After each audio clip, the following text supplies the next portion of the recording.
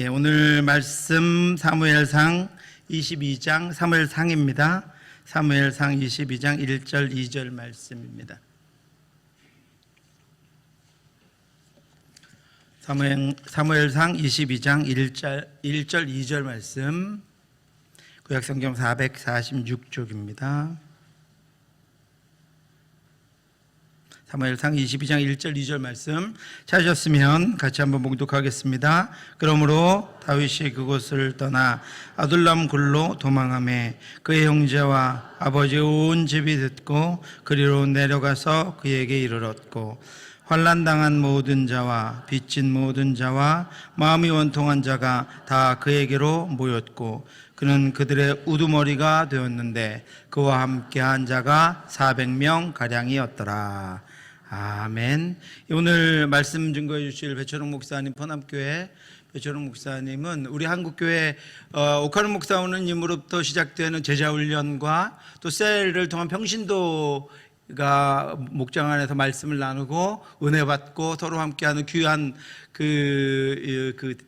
것들이 이렇게 이어지고 있는데, 이 경북 지역의 칼렛이라고 하는 총무 맡고 계시고요. 제가 지난번에 설교하러 갔을 때 성도님들 얼굴이 너무 밝아요. 목장을 통해서 서로 은혜 받고 하는 그 포남교회에 이렇게 지역 모델을 세우셨는데, 보고 와, 우리도 빨리 목장해야 되겠다, 그런 목장의 모델을 삼고 계시는 분입니다. 우리 목사님 통해서 오늘 귀한 말씀 증거해 주실 때 많은 은혜 받으시기 바랍니다. 박수로 한번 환영하겠습니다.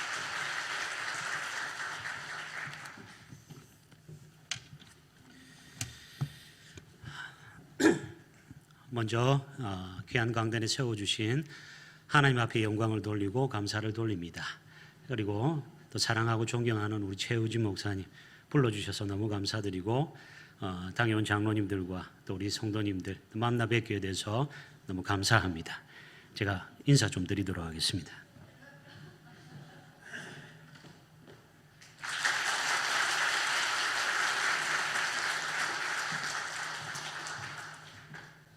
강사가 와서 이렇게 90도 인사하는 사람이 없죠? 네, 좀 특별한 강사다라고 생각하시면 좋을 것 같습니다. 죄송한 것은 제가 기관지가 좀 안 좋습니다.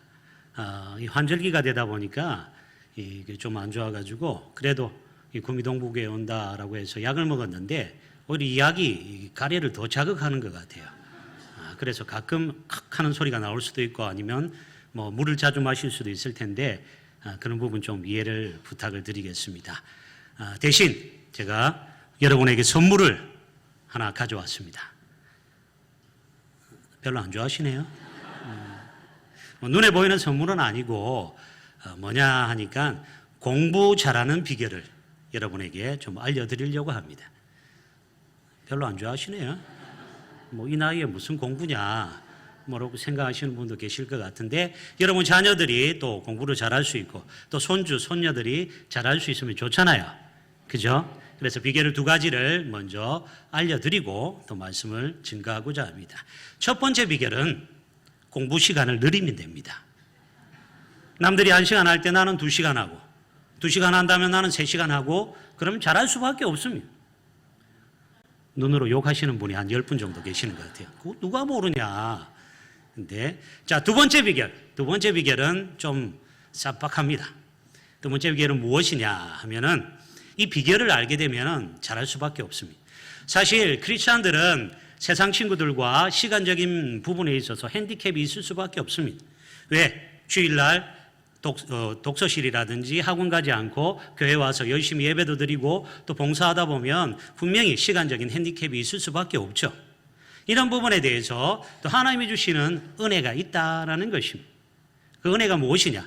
여러분, 노동의 법칙을 혹시 아십니까? 학교 시간에, 사회 시간에 배웠을 것 같은데, 노동의 산출량은 노동의 시간 곱하기 노동의 생산성이라고 합니다. 생산성.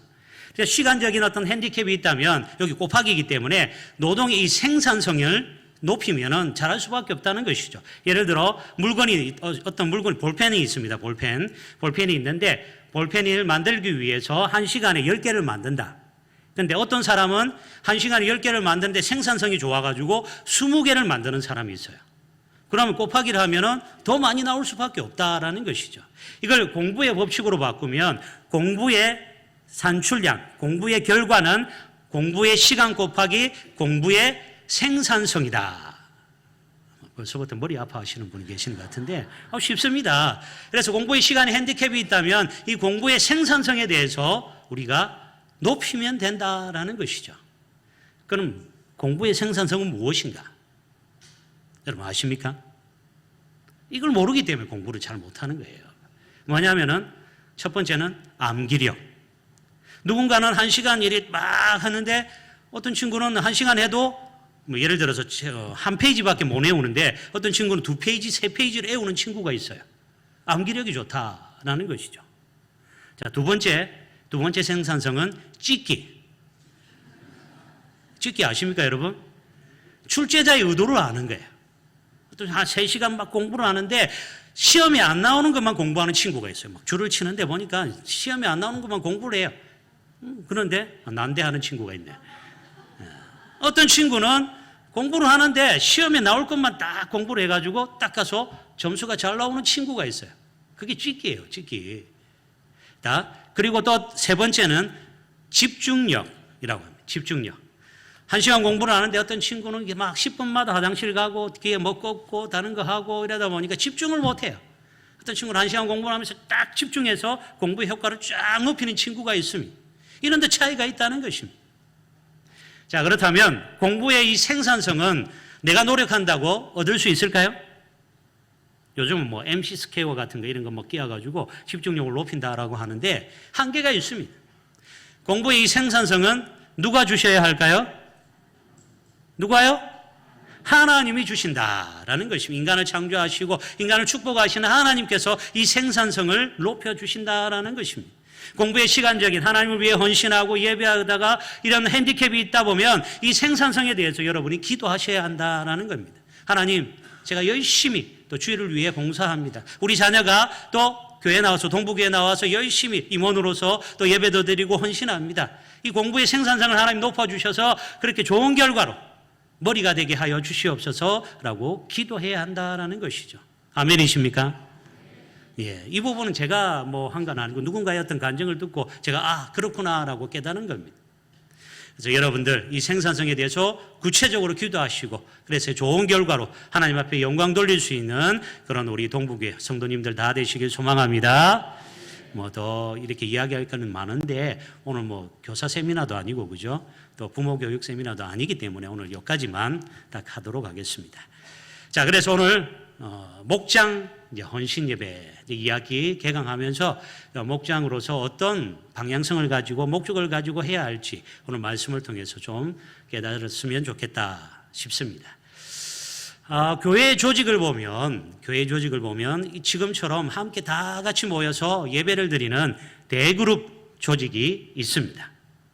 그리고 이제 목장처럼 10명 내외로 또 흩어져서 따로따로 모여서 그렇게 예배를 한다든지 성경 공부를 한다든지 교제를 하는 소그룹 조직이 있다라고 할 수 있습니다. 죄송한데 우리 목장 명찰을 한번 제가 볼 수 있도록 좀 돌려주십시오. 어떤 목장이 있는지 여러분 다 아시죠? 우리가 무슨 목장인지 제가 보고 그렇게 했으면 좋겠습니다. 좋습니다. 영광 1목장의 김선희 목자님 손 들어 주십시오. 네, 영광 1목장은 왜 우리 구미 동부교회에 있어야 될까요? 목적이 무엇입니까? 하나님의 영광을 돌리기 위하여. 우리 예배 드리면 영광 안 돌립니까? 예배 우리 다 같이 모여서 예배 드리는 건 영광이 안 돼. 그래서 따로 우리 영광 1목장만 모여 예배 드리자. 그리고 하나님께 영광 돌리자. 그런 목적일까요? 입을 꾹 다물고 계시는 거죠. 네, 뭐 정답은 없습니다. 자, 최우진 목사님께서 목장을 그렇게 조직한 이유가 분명히 있을 겁니다. 함께 모여서 예배드리고 또 함께 이렇게 하는 시너지 효과도 있지만 이렇게 10명 내외로 흩어져서 소그룹으로 해야 할 분명한 목적이 있다라는 것이죠. 그 목적이 무엇이냐? 바로 좀 더 세밀하게 혹시나 대구로 모여서 이렇게 막 하다 보면 소외되는 부분들이 분명히 있습니다. 소외되는 사람들이 있어요. 그런 사람들이 소외되지 않도록 이 목장을 통해서 함께 그렇게 할 수 있도록 하기 위해서다. 좀 더 영어로 하면 디테일하게 그렇게 케어하기 위해서 목장이 필요하다라는 것입니다. 아멘이십니까? 그래서 목장이 어떤 존재 목적을 여러분이 알고 계셔야 됩니다. 시키니까 내가 억지로 하는 게 아니라 이게 이 부분에 있어서 이 사각지대가 없도록 우리 구미 동부교회의 어떤 프로그램에 있어서 사각지대가 없도록 우리 목장이 그 역할을 잘 해야 돼라는 어떤 목적의식을 가지고 해야 한다라는 것이죠. 그게 필요하다라는 겁니다. 예를 들어 볼까요? 이제 예배를 드리다 보면 예배를 드리면서 궁금한 점이 생깁니다. 최유진 목사님이 막 설교를 하시는데 한 가지 궁금한 점이 있어요. 그래서 여러분들 손을 딱 들고 목사님 잠시만요. 목사님 이런 부분에 궁금증이 생기는데 좀 대답해 주실 수 있나요? 라고 얘기하면 예배가 어떻게 될까요? 아직 그런 분이 한 분도 없는 모양이죠. 예. 저는 지금 총회장이신 오정호 목사님 새로남교에서 교육 디렉터를 하다가 유년부도 초등학교 1학년, 2학년을 맡았었는데요. 초등학교 1학년, 2학년 아이들이니까 예배 드리다가 질문을 많이 해요. 손 들면서.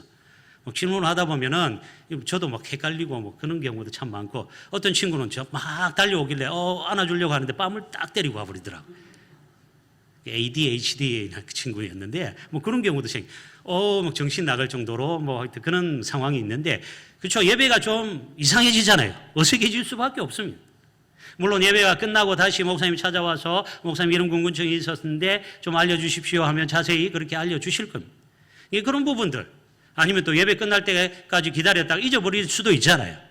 그런데 목장은 여러분들이 성경 공부하다가 이런 부분 궁금한 점이 있네요.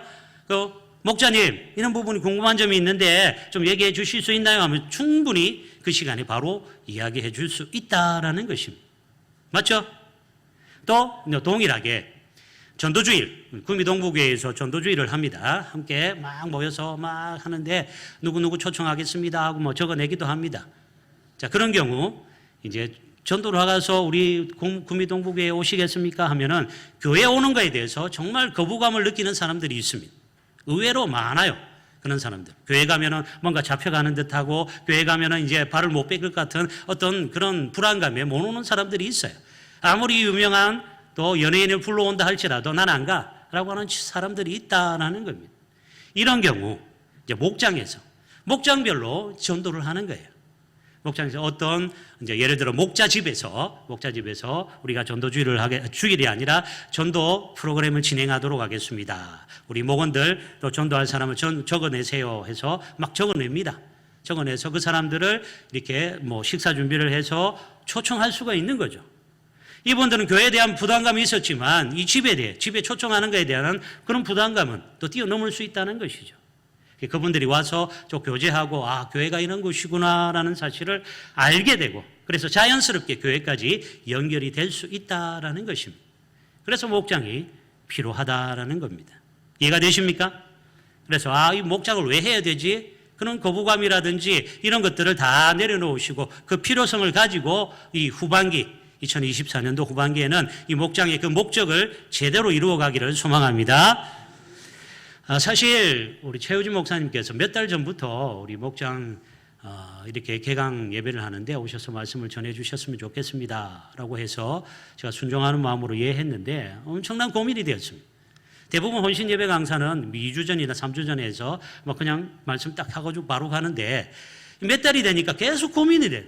뭘 말씀을 전할까? 이 말씀을 전해야 되나? 저 말씀을 전해야 되나? 엄청난 고민이 됐습니다. 이 고민 가운데 목사님이 이제 본문하고 제목을 주셔야죠 해서 드렸습니다. 드리고 난 이후에도 또 고민이 되는 거예요. 이걸 할까? 아니면 저걸 할까?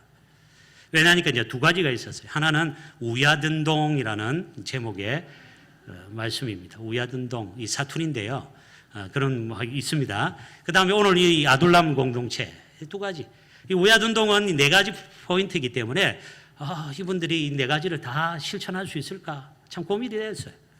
그러다가 그래도 한 가지만 여러분에게 전하면 좋겠다. 이 한 가지만 목장이 잡고 그렇게 한 가지라도 실천하면 그래도 제대로 된 목장으로서 그 역할을 감당할 수 있겠다라고 싶어서 오늘 말씀을 결정을 하게 되었습니다.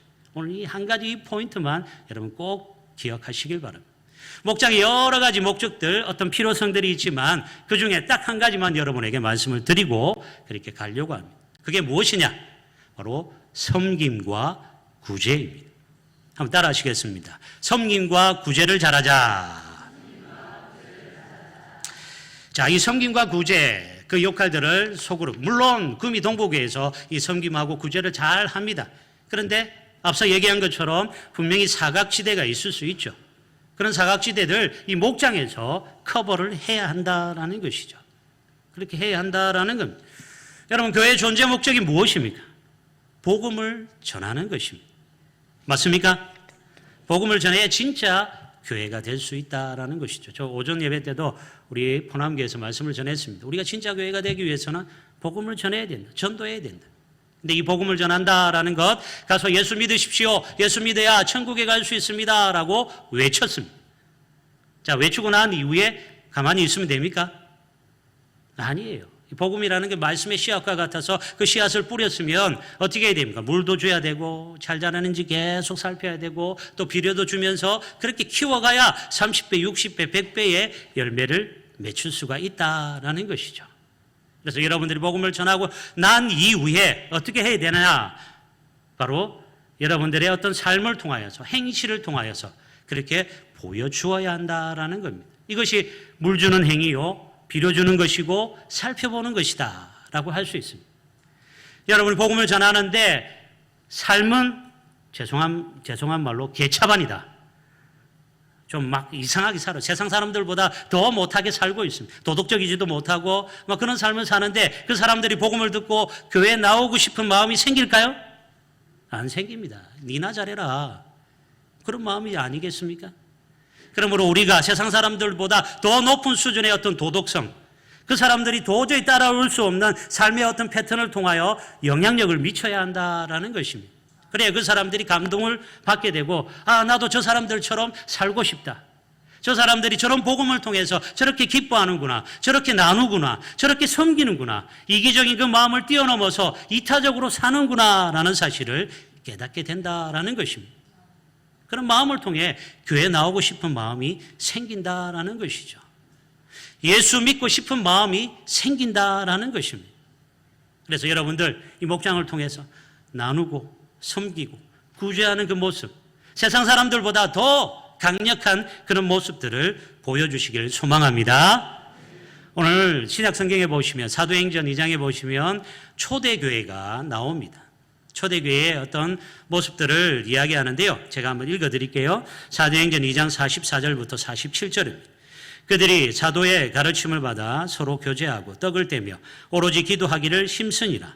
사람마다 두려워하는데 사도들로 말미암아 기사와 표적이 많이 나타나니 믿는 사람이 다 함께 있어 모든 물건을 서로 통용하고 또 재산과 소유를 팔아 각 사람의 필요를 따라 나누어 주며 날마다 마음을 같이하여 성전에 모이기를 힘쓰고 집에서 떡을 떼며 기쁨과 순전한 마음으로 음식을 먹고 하나님을 찬미하며 또 온 백성에게 칭송을 받으니 주께서 구원받는 사람들을 날마다 더하게 하시니라. 아멘. 초대교회가 어떻게 했습니까? 날마다 모이기를 힘썼습니다. 모이기를 힘써서 싸웠습니까? 아니요. 서로 떡을 떼며 서로 교제하기를 힘썼다라고 합니다. 그리고 예배하였습니다. 찬양하였습니다. 이런 모습이 하나님께 정말 영광이 되었다라는 것이죠. 하나님께 영광이 되었을 뿐만 아니라 세상 사람들에게도 본이 되었다라는 겁니다. 야, 우리는 이렇게 사는데 저 사람들은 좀 다르구나. 나는 이기적인 마음으로 이렇게 사는데 저 사람들은 서로 나누고 섬기고 저 베푸는구나. 저렇게 힘든데도 그 사람들이 풍성한 게 아니에요. 힘든데도 서로 나누는 그 모습을 보고 칭송하였다라고 합니다. 세상 사람들로부터 칭찬을 받았다라는 것입니다. 교회라는 공동체가 정말 사랑하는 공동체이구나라는 사실을 그들이 알게 되었다라는 것입니다. 여러분, 초대교회라고 하니까 우리처럼 이 동부교회처럼 이렇게 많은 사람들이 모여서 이렇게 예배드리는 교회로 생각하는데 사실 그렇지 않습니다. 소그룹입니다. 당시에 사람들도 많지 않았을 뿐만 아니라 핍박을 받았기 때문에 숨어서 이렇게 조금씩 모여서 함께 예배드렸던 그런 사람들입니다. 어찌 보면 목장과 같다라고 할 수 있겠죠. 여러분의 목장이 또 이런 초대교회와 같은 그런 세상 사람들로부터 칭찬받는 그런 목장이 되기를 소망합니다. 그렇게 되기 위해서 오늘 한 가지, 우리 섬기겠다, 제대로 구제하겠다, 나누고 베풀겠다라는 그런 목적을 가졌으면 좋겠습니다. 여러분 또 이제 초대교회 우리의 상황을 살펴보았는데요. 더 나아가서 초대교회 이전에 구약시대 때 초대교회와 같이 서로 나누고 섬김으로 또 영광이 되었던 또 다른 공동체가 있습니다. 그 공동체가 바로 오늘 본문 말씀에 나오는 아둘람 공동체입니다. 아둘람 공동체. 발음이 좀 어렵긴 하죠. 한번 따라해 볼까요? 아둘람. 네, 아둘람 공동체. 아둘람 지역에 이렇게 함께 모였던 사람들이다라는 것입니다. 아둘람은 유다 지역 세펠라 지역에 있던 곳입니다. 이 세펠라 지역은 지역 특성상 기암 괴석들이 많은 곳입니다. 그러다 보니 동굴들이 많았다라고 합니다. 동굴들이 많다 보니 누군가 범죄자들이 와서 숨기에 참 좋은 곳이었던 것이죠. 오늘 본문의 주인공 다윗은 사울, 그 당시 왕이었던 사울로부터, 장인이기도 했지만 사울로부터 미움을 받았습니다. 그래서 도망할 수밖에 없는 그런 상황이 되었습니다. 그래서 도망온 곳이 바로 이 아둘람 지역이었다라는 것이죠. 아둘람에 와서 동굴에서 숨어서 지내는 것, 어찌 보면 맞다라고 생각되지만 사실 그렇지는 않습니다. 아둘람은 유다 지역입니다. 다윗은 어떤 지파일까요? 여러분 아십니까? 유다 지파입니다. 그러니까 고향이었다라는 것이죠. 고향에 있는 동굴 속에 숨어 있었다라고 합니다. 여러분 이제 군 경찰이라고 하는데 헌병이 이제 탈영병들을 그렇게 잡으러 다닙니다. 근데 헌병들이 제일 먼저 찾아가는 곳이 탈영병의 집입니다. 집을 찾아가서 그렇게 이 사람이 숨어 있나 제일 먼저 찾고 그 다음에 고향에 가서 고향 친구들 집에 숨어 있을 수 있기 때문에 그렇게 뒤진다고 합니다. 그런 의미에서 보면 다윗이 지금 도망자 신세잖아요. 사울 입장에 보면 이 고향에 숨어 있겠구나 라고 찾아오지 않겠습니까? 그런 상황이다라는 겁니다. 어찌 보면 지혜롭지 못한 그런 선택을 한 것이죠. 아둘람에 숨었다라는 것. 그건 지혜롭지 못한 그런 선택임에도 불구하고 근데 다윗에게 오늘 본문에 보시면 많은 사람들이 와서 그와 함께 하였다라고 합니다. 그 숫자가 한 400명 정도 되었다라고 하는데 아주 위험한 그런 상황입니다. 아무리 동굴이라고 하지만 그 많은 사람들이 있는 거 금방 들통이 나서 죽을 수도 있는 상황이에요. 실제로 죽었던 그런 사건도 있습니다. 22장 사무엘상 22장 후반부에 보시면 이 다윗을 찾기 위해서 다윗을 도왔던 노베 제사장들과 그 가족들이 사울이 와서 그 이야기를 듣고 그 그 가족들을 죽이는 그런 사건이 기록되어 있습니다. 자, 이처럼 아주 위험한 상황임에도 불구하고 이 공동체는 오히려 더 풍성하게 더 부흥되는 그런 모습을 보여주었다라는 것입니다. 그 이유가 무엇인가? 제가 말씀드린 것처럼 그 공동체가 섬김과 구제의 공동체였다라는 것입니다. 오늘 제가 여러분들과 나눌 말씀의 그 주제, 이 섬김과 구제의 그 포인트를 가지고 우리 구미 동북교회 우리 목장들도 이 아둘람 공동체 같은 그런 부흥의 역사가 있게 되기를 소망합니다. 그 특징들을 한번 살펴보게 될 텐데요. 첫 번째는 넉넉하지 않는 형편에도 섬기는 공동체였다라는 것입니다. 한번 따라 하시겠습니다. 넉넉하지 않는 형편에도 섬기는 공동체였다. 어떤 사람들이 이야기합니다. 목구멍이 포도청인데 이게 무슨 말입니까? 내 먹고 살기 바빠서 별짓을 다 하는 세상인데 어떻게 남의 입까지 생각합니까? 남이 어떻게 되든지 저는 상관없습니다라고 이야기하는 것이 세상의 보편적인 이야기입니다. 그러니 이런 속담도 있습니다. 콩 한쪽도 나눠 먹는다라는 속담이 있죠. 이것은 짐승들과 다른 인간의 성품을 이야기하는 것입니다. 제가 어렸을 때 저희 집이 이제 단독 주택이었는데 옥상이 좀 넓었습니다. 그 위에 도사견, 여러분 아십니까? 도사견? 이거 쭉 이래가지고 와와와 하는 도사견을 기른 적이 있습니다. 이 도사견의 특징은 새끼를 많이 낳아요. 한 번에 한 12마리를 낳은 거예요. 그래서 제가 이제 먹이 담당이라고 해서 먹을 것을 들고 가서 그래 먹이를 줬는데 그때 이제 먹이를 딱 주면 이제 어미가 와서 먼저 막 먹습니다. 그럼 새끼들도 덩달아 막 쫄렁쫄렁 와요. 12마리가 막 와서 이제 어미 밥그릇에다 막 입을 대려고 합니다. 그때 도사견이 어떻게 하느냐? 으르렁거립니다. 으르렁 하면서 경고를 줍니다. 그런데도 불구하고 막 그 새끼들이 먹자 막 물어버립니다. 근데 저는 그걸 보고 깜짝 충격을 받았어요. 야, 어미인데 모성애가 있어서 새끼들한테 밥을 양보해야 되는데 왜 쟤는 저럴까? 정말 충격을 받았습니다. 그때 한 가지 깨달은 진리가 있습니다. 그 진리가 뭐냐? 속담인데요. 먹을 때는 뭐도 건들지 말라고요? 개도 건들지 말아야 된다. 그 속담을 그때 알았어요. 야, 저렇구나. 개를 건드렸다가 큰일 나구나. 먹을 때 주인도 물겠구나. 라는 사실을 알았다라는 것이죠. 자, 짐승들은 그럴 수 있어요. 그러나 인간은 그렇지 않다라는 것입니다. 내가 힘들지만, 내가 어렵지만, 그래도 서로 나누는 것이 또 서로를 위해서 섬기는 것이 인간의 본성이다라는 것입니다. 사랑하는 우리 성도 여러분, 다윗이 지금 어떤 상황입니까? 도망자 신세입니다. 자기도 발각되면 언제 죽을지도 모르는 상황이었지만, 그러나 그 사람들이 400명이나 되는 사람들이 왔지만 그 사람들을 물리치지 않았다라는 것입니다. 이 400명이 군인들도 아니에요. 위기의 순간에 자기와 함께 싸워줄 그런 군인들도 아닙니다. 계속 도와줘야 할 그런 사람들이었습니다. 손이 많이 가는 그런 거추장스럽고 자기 위치가 발각될 수밖에 없는 그런 존재들이었다라는 것이죠. 자, 그럼에도 불구하고 다윗은 그들을 쫓아내지 않고 그들과 함께 했다라는 겁니다. 그들의 아픔을 내 아픔으로 그렇게 동고동락했던 그 모습을 보여주었다라는 것입니다. 다윗의 이런 심성은 어릴 때부터 그렇게 가지고 있었던 것입니다. 어릴 때 이 목자로서, 여러분 다윗이 또 목자였습니다. 여러분 목장에 우리 목자들 잘 기억하시길 바랍니다. 자, 그래 양이 이제 사자나 곰에 의해서 물려갑니다. 다윗은 어떻게 했습니까? 도망갔습니까? 그냥 내두었나요? 쫓아갔습니다. 쫓아가서 그 입에서 양을 구해왔다라고 합니다. 여러분, 그게 가능할까요? 여러분 같으면 어떻게 하시겠습니까? 에이, 재수 없네. 그냥 놔둬버려야 되잖아. 그런데도 불구하고 끝까지 다윗이 힘이 있어서 그런 건 아닙니다. 그래서 사자나 곰보다 더 힘이 있어서 삼손처럼 입을 찢어가지고 그렇게 데려오는 그런 상황도 아니에요.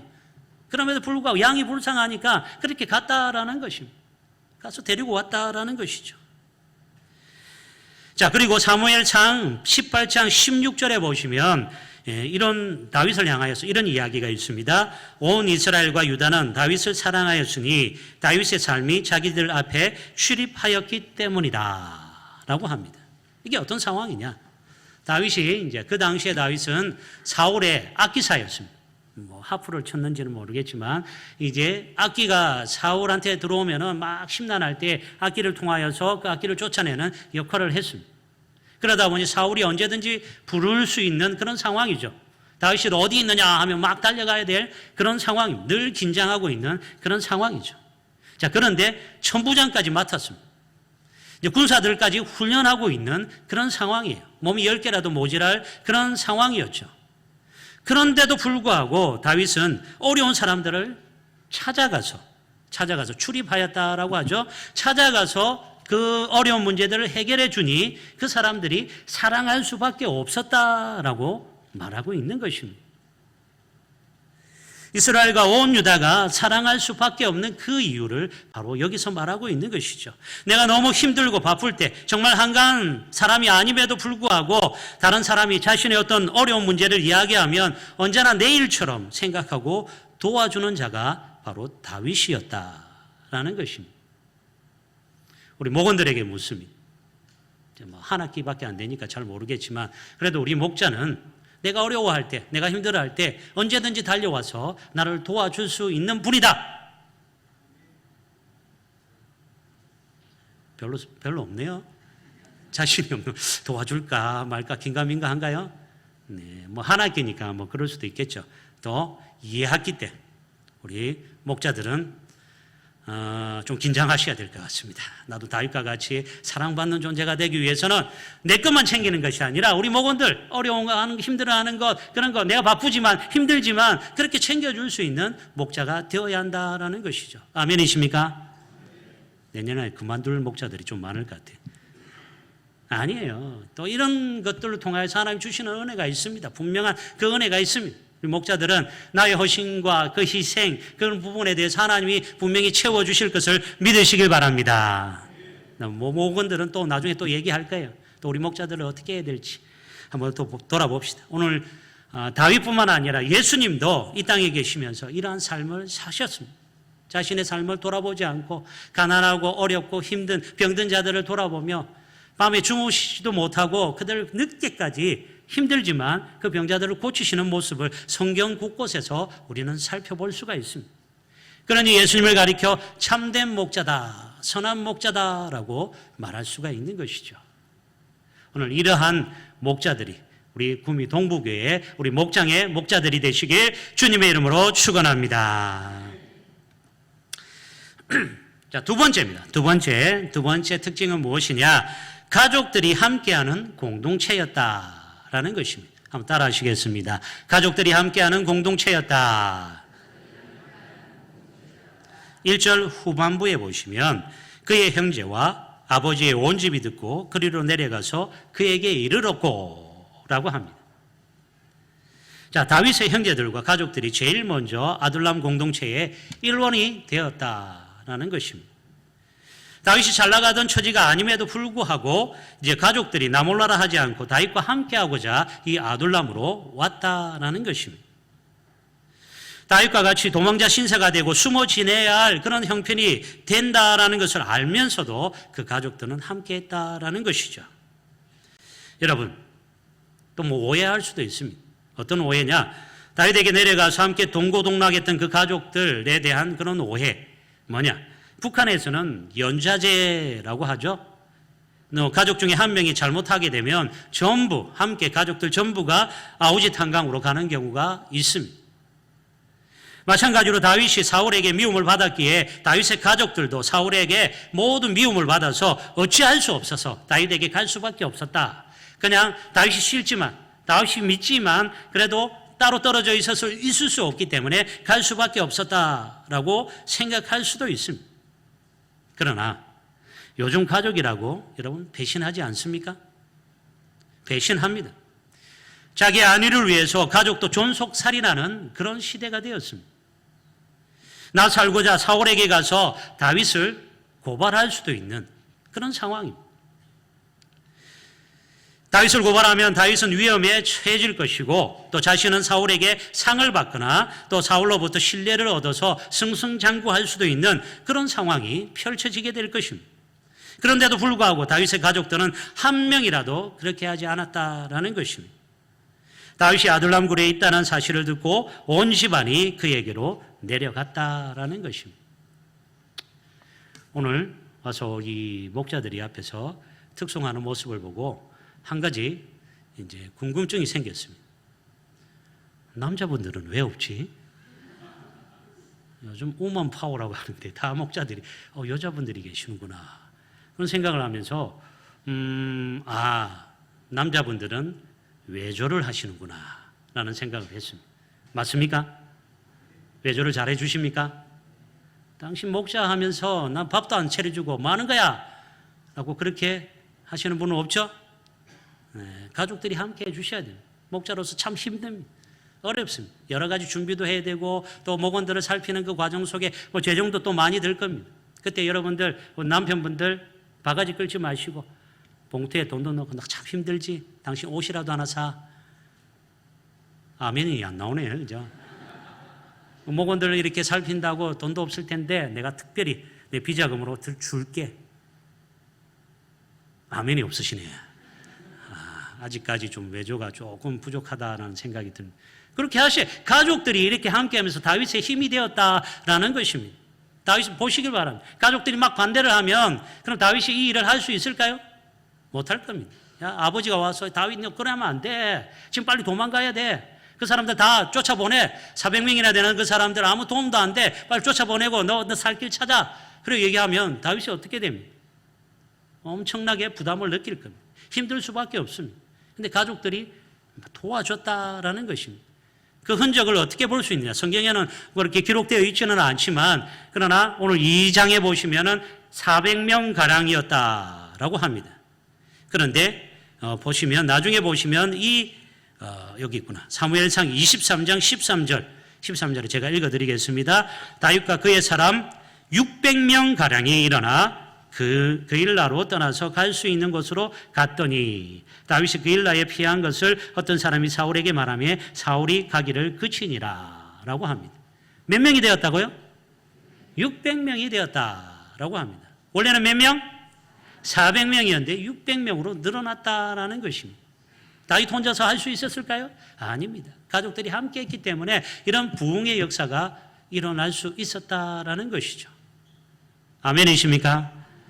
우리 목자님들 참 힘들고 어렵지만 가족들의 어떤 후원을 받고 또 그렇게 해서 우리 목장이 또 배가가 되는 그런 은혜가 있게 되길, 축복이 있게 되길 주님의 이름으로 축원합니다. 네, 그렇게 한 마음 한 뜻으로 우리 목원들도 마찬가지입니다.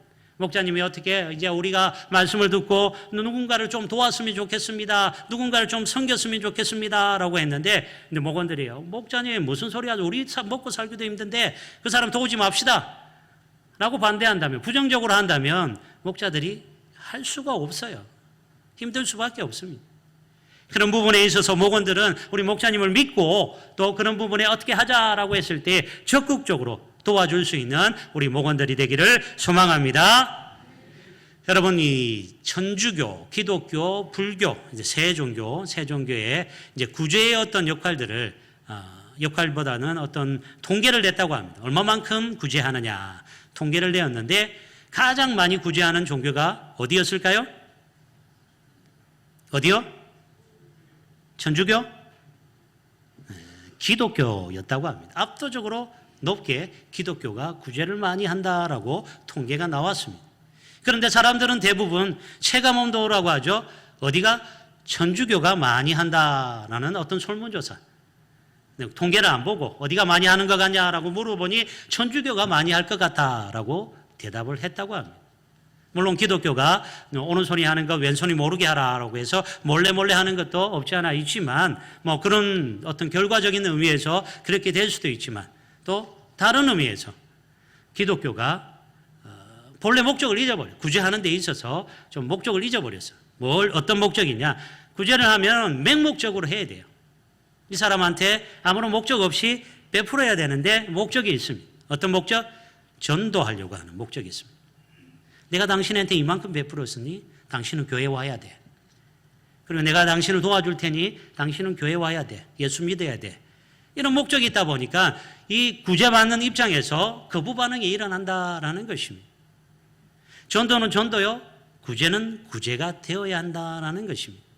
이 방향성을 잘 모르니까 이 죽도 밥도 안 되는 그런 상황이 되었다라는 것입니다.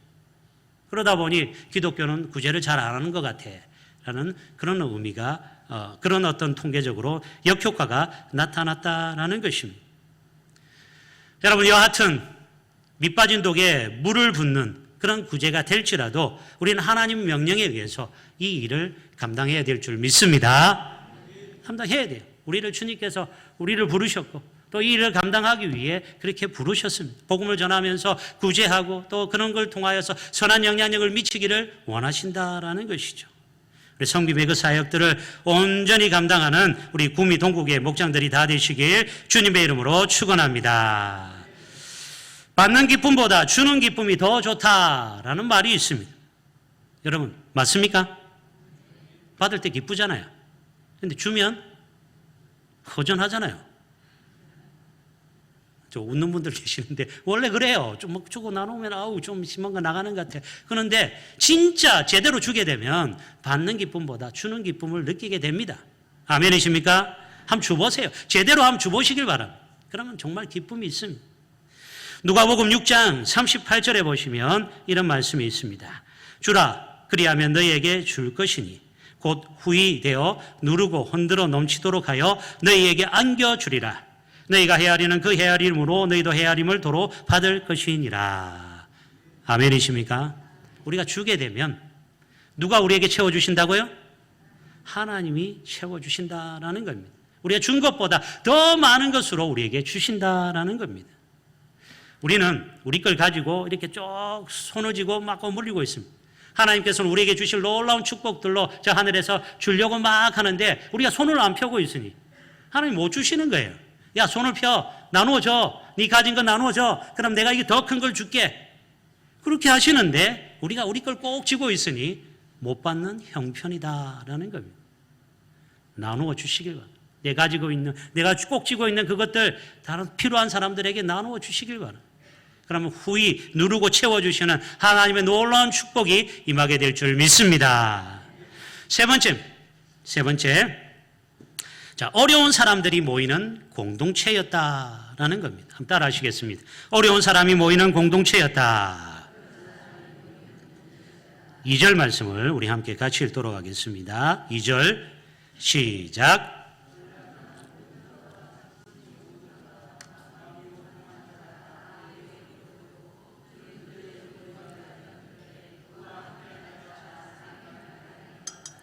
자, 여기에 보시면 400명이 모였는데 그 사람들이 어떤 특징이 있냐? 환난 당한 자, 그리고 빚진 모든 자, 그리고 마음이 원통한 자들이 모였다라고 합니다. 아둘람 공동체가 그들의 아픔을 받아줄 수 있는 공동체였다라는 사실을 보여주고 있는 것이죠. 여러분 시편 42편에 보시면 다윗이 높 땅의 제사장 85명과 남녀 아이들 젖 먹는 자들이 자기 때문에 죽은 것에 대해 너무 마음이 아파 적은시다라고 합니다. 다윗은 높 땅에 많은 사람이 죽고 겨우 도망쳐 나온 아비아달에게 나의 탓이로다. 내가 안전하게 너를 지켜주겠다라고 그렇게 약속합니다. 자기 때문에 죽은 그 사람들을 책임져주는 모습을 보여주고 있는 것이죠. 이렇게 어려움을 당한 자들을 끝까지 책임지고 도와주는 다윗이었다라는 겁니다. 훗날 자신을 위해 생명까지도 아끼지 않는 그 충신들이 바로 여기 아둘람 공동체에서 나왔다라고 합니다. 다윗이 이제 전쟁 중에 너무 목이 말라서 자기 고향 베들레헴에 있는 그 우물, 시원한 우물이 생각나서 참 마셨으면 좋겠다라고 그렇게 이야기를 합니다. 사람들에게 지나가는 말로 얘기를 합니다. 근데 지금 베들레헴은 적진에 있습니다. 그래 함부로 갈 수가 없는 거예요. 그날 몇몇의 사람들이 몰래 적진에 가서 그 베들레헴 우물에 있는 물을 떠서 가지고 옵니다. 그리고 왕이시여 당신이 원하셨던 그 우물입니다. 물입니다. 라고 합니다. 다윗이 너무 감동해서 나 이 피값으로 너희들이 그 피값으로 받은 이 물을 마실 수가 없다 하고 해서 다른 사람에게 나누어 주는 장면이 그렇게 기록이 되어 있습니다. 그래서 어떤 주석가들은 여기서 이 사람들 적진에 가서 다윗을 위해 물을 떠왔던 그 사람들이 초기 아둘람 공동체의 사람들이었다라고 그렇게 이야기합니다. 이 환난당하고 빚진 모든 자들, 마음이 원통한 그 자들이 이제 아둘람 공동체를 통하여서 회복이 되고 다윗을 위한 내 생명까지도 그 사람에게 바치겠다라고 결단하는 그런 사람들이 되었다라는 것입니다.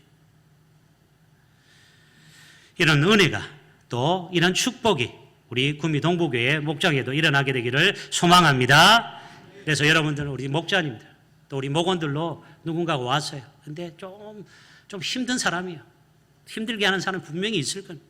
사람들이 다 맞지 않습니다. 성격도 틀리고 환경도 틀리고 또 그러다 보면 나하고 또 잘 안 맞는 그런 목원들이 올 수 있어요. 또 그런 사람들을 해서 이 사람은 좀 많았으면 좋겠는데 라고 해서 어떤 교역자들에게 아니면 목사님에게 목사님 너무 힘들어요. 이 사람 좀 다른 데 보내세요. 다른 데 보내면 또 어떻게 돼요? 다른 사람 또 힘들잖아요. 뭐 그런 경우가 생길 수도 있습니다. 그런 경우 여러분 목자님들 미안하지만 죄송하지만 이 사람도 품으시길 바랍니다. 아둘람 공동체 이야기를 들었으니까 지금은 이 사람이 마음이 원통한 자고 또 모든 빚진 자고 또 그렇게 환난당한 자지만 그러나 다윗이 그들을 품으로 말미암아 이 사람들이 생명까지도 바치는 사람이 된 것처럼 나를 위해서 우리 목장을 위해서 우리 구미 동부교회를 위해서 생명까지도 바칠 수 있는 사람이 될 것이다. 아멘이십니까? 그래서 품으셔야 돼요. 그래 품고 그 사람을 위해서 기도하고 또 목원들도 함께 기도하면서 그렇게 만들어 가야죠. 늘 언제나 좋은 사람들만 모여 있으면 물론 좋겠지만 그렇지는 않습니다. 인간의 공동체가 언제나 좋은 것만 있을 수가 없다라는 것이죠. 팔자다라고 생각하고 그렇게 품으시길 바랍니다. 아멘이십니까? 아멘 소리가 너무 작네요. 어려운 자들이 함께 모이는 그런 목장이 되어야 됩니다. 그런 사람들을 품고 또 그런 사람들을 또 주님 은혜 가운데 말씀 가운데 갱생시켜 나가서 정말 하나님의 사람들로 세워가는 그런 목장이 되어야 한다라는 것이죠. 분당 우리 교회 이찬수 목사님의 간증을 들은 적이 있습니다. 이찬수 목사님의 아버님이 대구에서 사역하실 때에 말이 참 좀 어눌했다라고 합니다. 그래서 하나님께 고쳐달라라고 금식 기도하다가 그만 돌아가셨다고 합니다. 참 마음이 아픈 일인데 당시에는 이찬수 목사님이 아버님의 말이 어눌한 것을 잘 이해하지 못했다고 합니다. 왜 저렇게 목사가 돼서 이런 말을 저렇게 잘 못할까? 그런데 정작 본인이 미국으로 이민 가서 나서 영어를 사용해서 말을 하려고 하니 너무 어눌한 거예요. 영어를 제대로 못하니까 그러니까 힘든 거죠. 그때 아버지가 어떤 심정이었을까? 그것을 깨닫게 되었다라고 합니다. 너무 답답한 겁니다. 자, 그래서 주중에는 막 영어로 말하는 사람들과 만나서 막 하다가 주말만 되면은 너무 속이 시원했다라고 합니다. 왜요? 주말에는 어디 갔을까요? 네, 한인교회 갔어요. 한인교회 가가지고 또 한국말을 하는 사람들을 만나서 막 얘기를 하다 보니까 너무 속이 시원하다라는 것이죠. 그런 스트레스를 다 풀 수 있었다라는 겁니다. 말을 너무 많이 하다 보니 다른 사람들이 막 좀 싫어하는 그런 기색이 있었지만 그럼에도 불구하고 주중에는 내가 말을 못했으니 주말이라도 해야 돼. 그 사람도 붙잡고 계속 이야기를 했다고 합니다. 자기의 어떤 마음이 뻥 뚫리는 느낌을 받았다고 합니다. 그렇게 쏟아붓고 나니 마음의 힐링이 되고 치유가 되었다라는 간증을 들은 적이 있습니다. 그렇습니다, 여러분. 교회 공동체는 나의 답답한 마음을 그저 들어주는 것만으로 힐링을 받는 곳이 되어야 함을 여러분 믿으시길 바랍니다. 그분들이 와서 막 이야기를 할 때 들어주는 예. 근데 너무 부정적인 교회에 대해서 막 부정적인 얘기하면 그렇게 들어주면 안 됩니다. 우리 최효진 목사님 물론 아주 장점이 많은데 단점에 대해서 막 얘기하면 신천지일 가능성이 큽니다. 그런 분들은 따끔하게 얘기를 해야 돼요. 그 부정적인 부분들 아니고 자기 자신에 대해서 어려운 부분들 이런 부분들을 막 얘기할 때 공감해주고 이렇게 해주면은 그 사람들이 힐링이 되는 거예요. 말만 한 것만으로도 힐링이 된다라는 것입니다. 그래서 목자님들 잘 들으시길 바랍니다. 그 사람 얘기를 듣고 다른 목자한테 가가지고 우리 목원 중에 누구 알지? 그 사람 이렇대. 남편하고 관계가 이렇대. 될까요? 안 될까요? 안 됩니다. 그러면 신뢰관계가 깨어져. 다시는 그런 얘기 안 합니다. 그래서 여러분들 그 듣고 입은 무겁게 그렇게 하셔야 돼요. 내가 기도만 하겠습니다. 기도해 드리겠습니다. 그런 목자가 되셔야 한다라는 것이죠. 목원들도 마찬가지입니다. 입이 무거우셔야 돼요. 막 퍼는 나르는 그런 데서는 안 된다라는 것이죠. 여러분 다시 말씀드리지만 이런 나의 답답한 마음을 그저 들어주는 것만으로 힐링을 받는 그런 우리 목장이 되기를 소망합니다. 치유가 되어야 한다라는 것입니다. 시편 51편 17절 말씀 제가 읽어드리겠습니다. 하나님께서 구하시는 제사는 상한 심령이라. 하나님이여 상하고 통해하는 마음을 주께서 멸시하지 아니하시리이다. 아멘이십니까? 하나님은 상한 심령들, 건강하고 또 이렇게 튼튼하고 힘 있는 사람들, 그를 위해서 주님이 오시지 않으셨습니다. 주님이 오셔서 병든 자들, 또 소외된 자들, 그들을 위해 오셨다라고 하십니다. 하나님도 마찬가지입니다. 상한 자들, 마음이 상한 자들을 하나님께서 그들을 품어주신다라고 하십니다. 하나님이 이럴지인데 우리 교회 성도들이 그 사람들에게 오히려 더 상처를 주고 또 힘들게 해서는 안 된다라는 것이죠. 하나님의 마음으로 그들을 품고 그 상한 심령들을 만져주고 위로해 줄 수 있게 되기를 주님의 이름으로 축원합니다. 요즘 이제 서진이네라고 해서 이서진 씨가 이제 사장으로 그렇게 나오죠.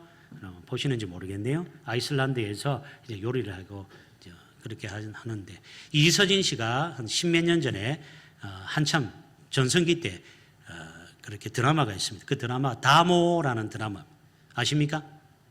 아시는 분들은 이제 나이가 좀 들으신 분들이에요. 예, 요즘 젊은 사람들은 몰라요. 이제 조선시대의 어떤 형사의 어떤 이야기를 그린 그 드라마인데 여기서 아주 유명한 대사가 있습니다. 그 대사를 혹시 아십니까? 하지원 씨한테 뭐라고 하죠? 잘 모르십니까? 아프냐? 나도 아프다. 많이 회자되었던 그런 이야기. 옆에 분 보시고 한번 이야기해 주시길 바랍니다. 아프냐? 나도 아프다. 저는 여기에 이 말씀 너무 은혜를 받았어요. 교회가 이렇게 돼야 된다. 아프면 나도 아프고, 당신이 아프면 나도 아픕니다. 동병상련의 어떤 마음으로, 그런 마음으로 해줘요. 옆에 사람 아픈데, 아이고, 니는 아파라. 나는 모르겠다. 물론 기쁨이 있어야 될 교회지만, 그렇게 해서는 안 돼. 분위기 깨는 그런 사람이 되어서는 안 된다라는 것이죠. 복원들 중에 누가 아파한다면, 내가 아픈 것처럼, 이렇게 가서 함께 아파해주는 그런 모습이 바로 우리 성도들의 모습이 되어야 한다라는 것입니다. 우리 구미동구교회 목장들이 또 어려운 사람들을 품고 함께 아파하고 함께 세워가는 아름다운 마음의 그런 공동체가 되기를 주님의 이름으로 축원합니다. 이제 말씀을 마무리하겠습니다. 세상은 너무나 이기적입니다. 이런 이기적인 세상에 살다 보면 마음이 찢겨지고 상한 심령들이 그렇게 교회의 빛을 보고 나오게 됩니다. 그런 사람들이 올 수밖에 없어요. 죄송합니다만 여러분, 정말 잘 나가고 돈도 엄청 많은 사람들이 교회에 잘 나올까요? 잘 안 나와요. 예수님도 말씀하셨죠. 부자가 그렇게 낙타가 바늘기에 들어가는 것처럼 어렵다라고 합니다. 힘들 수밖에 없습니다. 대신 누가 오나요? 마음이 상한 자들, 세상에서 찢겨진 사람들. 그 사람들이 올 수밖에 없습니다. 그런 사람들이 회복이 되어서 재생산이 되어서 또 세상을 향해 나아가는 게 교회다라는 것입니다. 어쩔 수 없습니다. 왜냐하면 세상의 희망이 교회이기 때문이다라는 겁니다. 교회에 와서 나 좀 위로해 주세요. 교회에 와서 내가 당한 이 억울함을 좀 들어주세요. 도와주세요라고 도움을 분명히 요청할 겁니다. 그때 교회가 교회들이 다 이렇게 조치할 수가 없어요. 그분들의 어려움들 막 이런 할 수가 없기 때문에 그때 소그룹 공동체인 이 목장이 이 부분을 캐치하고 케어할 수 있어야 한다라는 것입니다. 1908년 영국의 남극 탐험가 어니스트 세턴이 경험한 이야기를 좀 드리고 또 끝을 맺으려고 합니다. 남극 탐험을 하다 보니 인간의 한계를 뛰어넘어서 세클턴이 이끌던 팀도 너무 힘들고 배고픈 상황이 되었습니다. 이제 마지막이 되겠구나라는 상황이 되어서 가지고 있던 건빵을 이제 대원들한테 각자 똑같이 나누어 주었다고 합니다. 이제 대원들이 너무 배가 고파서 막 먹고 막 손에 있던 부스러기까지 막 그런 사람들도 있었다고 합니다. 어떤 사람들은 그래도 이제 주머니에 넣고 다음을 위해서 조금만 먹고 주머니에 넣은 그런 대원들도 있었다고 합니다. 근데 그날 저녁 부스럭 소리가 나길래 무슨 일인가 싶어서 이렇게 눈을 떠보니 충격을 받았습니다. 어떤 충격이냐? 그날 밤 세클턴이 이 부스럭 끌리는 소리에 잠을 깼는데 가장 신뢰하던 부하가 옆에 있는 동료의 식량 주머니를 꺼내는 것이었습니다. 그런데 잠시 후에 그의 가슴이 뛰기 시작했습니다. 알고 보니 그 부하는 자신이 먹지 않았던 그 건빵을 텅 비어 있던 동료의 가방에 몰래 넣어주고 있었던 것입니다. 그렇게 넣어주었던. 여러분, 참된 사랑은 언제나 울림을 주게 되어 있습니다. 사람이 잘 변하지 않습니다. 말로서 해서 그 사람 변하지 않습니다. 그러나 나의 착한 행실을 통하여 그 사람이 감동을 받는다면 그 사람은 변하게 될 것입니다. 아멘이십니까? 인간의 욕망은 남의 것을 빼앗아 가려고 하는 것이지만 그러나 성숙함은 나이가 들수록 오히려 그렇게 나누어주고 섬기고 베풀게 된다라는 것입니다. 오늘 아둘람 공동체를 생각하면서 넉넉하지 않는 형편에도 남을 먼저 생각할 수 있는 우리 구미 동부교회 목장들이 되기를 소망합니다. 다윗의 가족들이 함께 공동체를 섬겼듯이 온 성도들이 함께 어려운 이웃들을 섬기는 우리 구미 동부교회가 되기를 소망합니다. 어려운 사람들이 교회에 올지라도 차별하지 않고 섬길 수 있는 그런 마음 넓은 공동체가 우리 구미 동부교회 목장들이 다 되시길 주님의 이름으로 축원합니다. 기도드리겠습니다. 하나님 감사합니다. 우리 2024년 2학기 또 목장을 개강하기 전 오늘 말씀으로 또 도전을 받습니다.